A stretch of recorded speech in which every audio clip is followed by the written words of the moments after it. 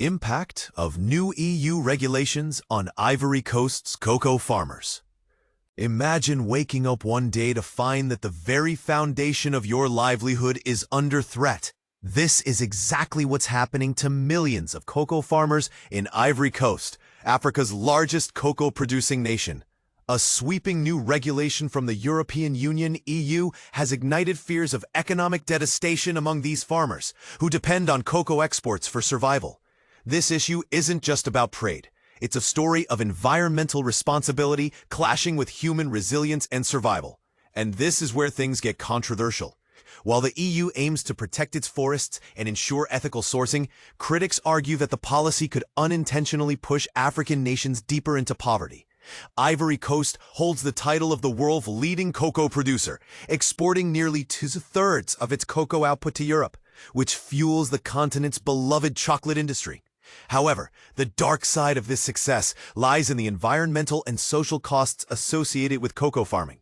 For instance, between 2000 and 2019, deforestation caused by cocoa cultivation resulted in the loss of approximately 2.4 million hectares of forest, an area roughly the size of Rwanda. Additionally, child labor remains a persistent problem within the sector, casting a shadow over the sweet treats enjoyed globally. In response to these pressing challenges, the EU has introduced initiatives like the Sustainable Cocoa Initiative and the Alliance for Sustainable Cocoa.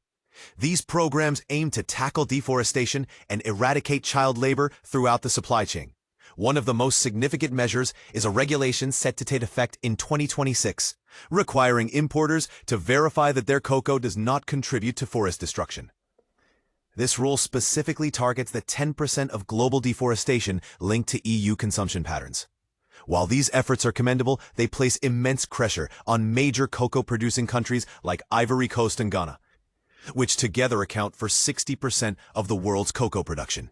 The regulations demand improved oversight, forest conservation, an end to exploitative labor practices, and fair compensation for farmers. But here's the catch. Many African producers lack the financial resources and technical expertise needed to comply with such stringent requirements. For smallholder farmers, the backbone of Ivory Coast cocoa industry, the stakes couldn't be higher. Failing to meet the EU standards means risking exclusion from lucrative European markets and facing hefty fines. To address this challenge, Ivory Coast has rolled out a digitalized sales and purchasing system designed to enhance traceability and verification processes. Under this system, farmers will receive digital ID cards that double as bank cards, allowing them to receive payments directly via mobile money platforms once their cocoa reaches ports. This shift eliminates traditional middlemen and cash-based transactions, promoting transparency. Despite these advancements, concerns linger. Industry experts warn that the administrative burden and technological demands imposed by the EU regulation may disproportionately affect smaller players. For example, multinational corporations can afford to invest around 200 CFA francs, $36 per kilogram, to comply with the rules. But small cooperatives simply don't have the means to keep up. As one director of an Ivorian export company pointed out, the regulation seems to prioritize protecting European industries and consumers over supporting African businesses. The sentiment echoed by others in the field. With the 2026 deadline looming, there's growing urgency for international collaboration, transitional funding, and more inclusive frameworks. While large multinationals are already investing heavily in compliance infrastructure, smaller domestic exporters risk being left behind. This disparity threatens not only the livelihoods of countless rural farmers, but also the broader economies of nations reliant on cocoa as a key export. So what's next? Should the EU reconsider its approach to better accommodate African producers? Or is the responsibility on African governments and businesses to adapt quickly to these changes? These questions highlight the tension between sustainability goals and equitable economic development. We'd love to hear your thoughts. Do you think the EU's regulation strikes the right balance, or does it unfairly disadvantage African farmers? Share your perspective in the comments below. Will the EU deforestation law be delayed? A critical analysis. Imagine a world where the very laws designed to protect our forests, the lungs of our planet, are at risk of being delayed yet again. That's exactly the scenario unfolding in the European Union right now. The EU Deforestation Regulation, EUDR, a groundbreaking piece of legislation aimed at curbing deforestation by regulating imports of certain products, it's facing mounting pressure for further postponement. With its implementation set for December 2025, key players are questioning whether it will actually take effect if planned. But here's where it gets controversial. Should the law be delayed to accommodate industry concerns, or is this a dangerous precedent that undermines global efforts to combat climate change? The EUDR was first introduced in 2023 and initially slated to come into force by December 2024. However, after pushback from producer countries and companies claiming they needed more time to prepare, the deadline was pushed back to December 2025. Now, with less than 6 months left before the revised implementation date, some stakeholders are requesting yet another delay. For instance, Mondelez, the parent company of Cadbury, has publicly called for the EU to postpone the regulation, citing practical challenges like rising cocoa prices caused by crop diseases. They argue that these economic pressures make compliance even more burdensome. But not everyone agrees. Companies like Nestlé have taken a firm stance against delays, emphasizing the importance of sticking to the timeline. Nestlé, which began preparing early for compliance, argues that further postponements would create uncertainty and disadvantage companies that have already invested in aligning with the new rules. In fact, Nestlé claims that 99% of its key ingredients were verified as deforestation-free as of 2022.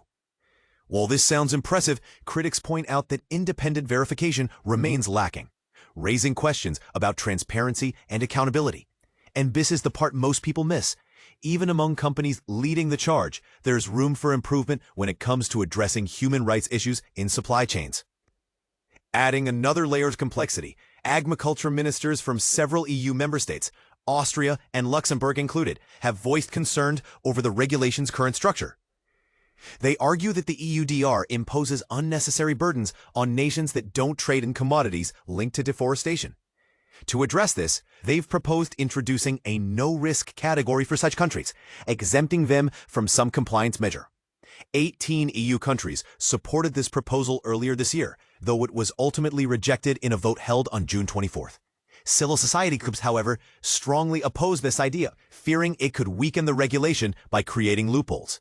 For example, removing geolocation requirements for no-risk countries might allow products from deforested areas to slip through unnoticed, a practice seen when Russian birchwood was falsely labeled as originating from China to bypass sanctions. And then there's the issue of how countries are classified under the EUDR's benchmarking system. Currently, only 4 nations, Belarus, Myanmar, North Korea, and Russia, are labeled as high risk, primarily due to sanctions, rather than their contributions to tropical deforestation. Surprisingly, Brazil, a country notorious for rampant deforestation, is categorized as standard risk. Between 2002 and 2024 alone, Brazil lost approximately 33.5 million hectares of primary forest, accounting for nearly half of its total tree cover loss. Labeling such a nation as standard risk sends a troubling message about the effectiveness of the classification system. So what happens next? The clock is ticking and all eyes are on the European Commission. Will they hold their ground and enforce the regulation as planned? Or will they cave to mounting pressure from industries and governments seeking leniency? This decision carries significant weight, not just for Europe, but for the entire planet. After all, forests play a vital role in absorbing carbon emissions, and recent research from the World Resources Institute highlights that our global forest carbon sink is at its lowest point in 2 decades. If we fail to act decisively, the consequences could be catastrophic. What do you think? Should the EU stand firm on its deforestation law? Or does the industry deserve more time to adapt? Share your thoughts in the comments below. EU deforestation rules. Will small Ivory Coast cocoa firms go bankrupt? The situation unfolding among small cocoa firms in Ivory Coast has stirred significant concerns. Many are bracing for potential bankruptcy due to the newly established European Union regulations concerning commodities linked to deforestation. These guidelines are particularly aimed at reducing the alarming rate of global deforestation spurred by EU consumption, which accounts for an estimated 10%, Under this new law, businesses importing items like cocoa, soy, beef, and coffee must demonstrate that their supply sources are not contributing to the degradation of forests. Failure to do so will result in substantial fines. In response to these challenging regulations, the Ivory Coast has turned to a digitized sales and purchasing framework designed to ease the verification process. However, this solution has raised alarm bells within cooperatives and small-scale exporters, who fear that competing against larger multinational corporations boasting greater financial backing and human resources will become increasingly difficult. Sources from the Ivory Coast Coffee and Cocoa Council revealed that roughly 900,000 out of 1 million cocoa farmers have already been issued digital ID cards, which will double as bank cards. The innovative system aims to streamline payments. Exporters will now reimburse farmers through mobile money once the beans are delivered to designated ports, effectively removing conventional cash transactions facilitated by middlemen. This card ensures that every Ivorian cocoa bean is traceable with complete certainty, one source stated, emphasizing that all relevant farmer data will be maintained online. The second source indicated that following successful trials with selected producers, cooperatives, and exporters, this new regulation will come into effect on October 1st. Notably, the EU has postponed the law's implementation to December 2025 after receiving numerous complaints from trading partners. Additionally, they have scaled back some of the reporting requirements in response to outcry from the industry. One Ivorian trading company director expressed deep concern over compliance costs, stating, "Meeting these regulations demands investments that are simply out of our reach," highlighting the risk of business closure. Meanwhile, the president of a cocoa export cooperative mentioned that multinational companies might allocate around 200 CFA francs, approximately 36 cents, per kilogram just to adhere to these regulations, an expense that local cooperatives cannot shoulder. Industry stakeholders warn that these new rules could jeopardize the survival of vulnerable cooperatives and local exporters, unless the Ivory Coast government intervenes effectively. Our stance is not against traceability and sustainability.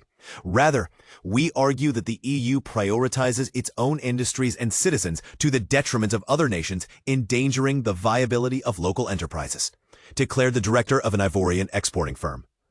Another cocoa cooperative leader added a dire prediction. Without government support, we face a future where in just 2 years there will be no cooperatives or local exporters remaining. We will all cease to exist. Understandably, many business leaders have chosen to remain anonymous to avoid potential backlash or threats to their operations.